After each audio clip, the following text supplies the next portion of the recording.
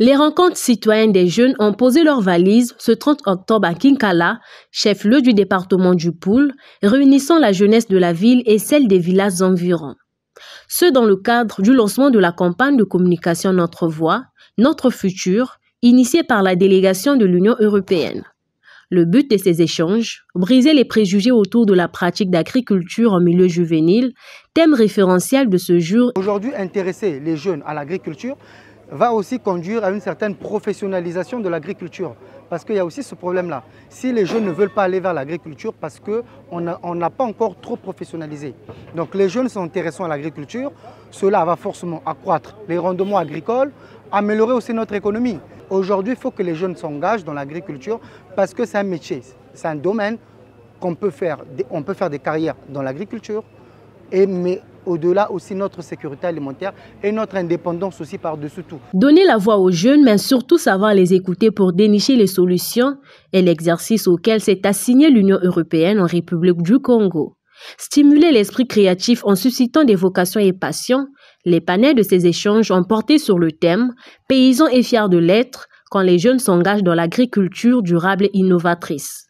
Tous ou presque ont mis l'accent sur la nécessité d'associer les outils innovants dans le secteur agricole afin de fédérer les jeunes. L'agriculture est un secteur vraiment clé pour la vie et montrer aux agriculteurs que nous pouvons le faire de façon plus simple avec des nouvelles technologies. En intégrant les technologies dans l'agriculture, nous avons la facilité dans toutes les tâches. Déjà les tâches que l'agriculteur avait pour habitude de faire à répétition, nous pouvons automatiser cela avec des systèmes d'irrigation automatisés que nous pouvons lancer avec notre smartphone depuis notre maison ou encore étant dans notre site agricole. Et non seulement ça, nous pouvons aussi reconstituer les conditions, faire des cultures en hors saison.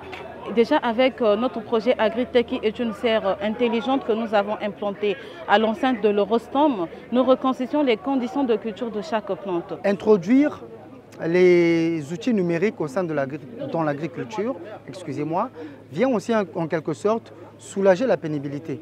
Aujourd'hui, je prends l'exemple de l'arrosage. Les gens arrosent par habitude. Alors qu'aujourd'hui, avec des testeurs d'humidité par exemple, introduits dans le sol, on peut purement et simplement avoir le degré d'humidité du sol, ce qui permet par exemple à l'agriculteur de ne pas forcément aller arroser et de se reposer, de faire des économies d'énergie. Les participants saluent cette initiative qui permet de créer des synergies. Je suis très passionné de l'agriculture, donc ce genre de rencontres nous pousse à rencontrer les autres dans le secteur de l'agriculture en utilisant d'autres techniques telles que l'agriculture de précision que je viens d'écouter là. Donc cela m'a épaté. Si ce sont des initiatives qui peuvent continuer, intervilles, interdépartementales, donc vraiment c'est une bonne initiative. Je ne me voyais pas vraiment faire ça, mais une fois que je suis en train de travailler à Eden, là où on fait l'agro-pastoral et autres, je suis en train de voir l'importance et puis je suis en train de voir comment est-ce que les jeunes sont en train de s'engager à travailler la terre. Je peux aussi me lancer. Donc ça a suscité quelque chose en moi que je dis que je dois méditer là-dessus. J'apprécie l'initiative parce que c'est l'une des réponses des producteurs, des agriculteurs. Qu'il y ait des assises pour essayer un peu d'échanger avec les autres, essayer un peu d'attirer ceux qui résistent encore pour se lancer dans le domaine agricole. Normalement, les jeunes sont réticents, ils se disent que bon, c'est un métier salissant, c'est un métier qui ne leur honore pas. Du coup, nombreux sont réticents. Avec ce genre d'échanges, là où nous découvrons réellement ce qui se passe dans le monde agricole. Notre voix, notre futur, agir avec les jeunes qui transforment le monde, un slogan qui a plus que conquis. À cette rencontre citoyenne des jeunes, plusieurs perspectives de coopération interjeunes ont été peaufinées.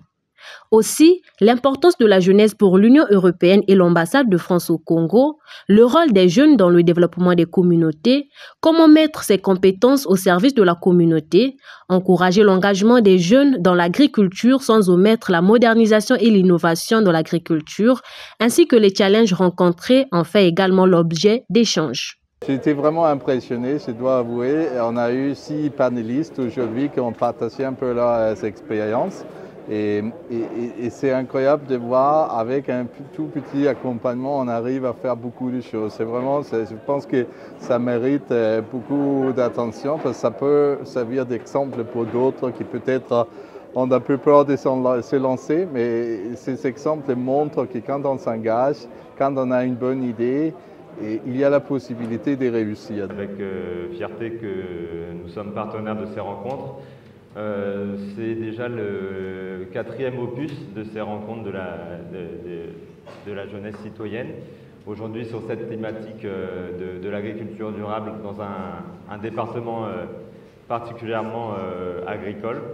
Il y a eu d'autres thématiques, d'autres rencontres autour d'autres thématiques. De manière générale, je pense que ces rencontres participent à la revitalisation, en tout cas la dynamique de la démocratie locale et ces initiatives portées par les jeunes jouent un rôle clé pour faire valoir des échanges et des échanges de pratiques aussi entre des organisations de la société civile portées par les jeunes. Dès l'entame de ces rencontres citoyennes de Kinkala, la délégation de l'Union européenne au Congo, en compagnie du représentant de l'ambassade de France au Congo et des autorités administratives de Kinkala, ont visité la maison créative numérique où plusieurs jeunes sont formés au métier du digital.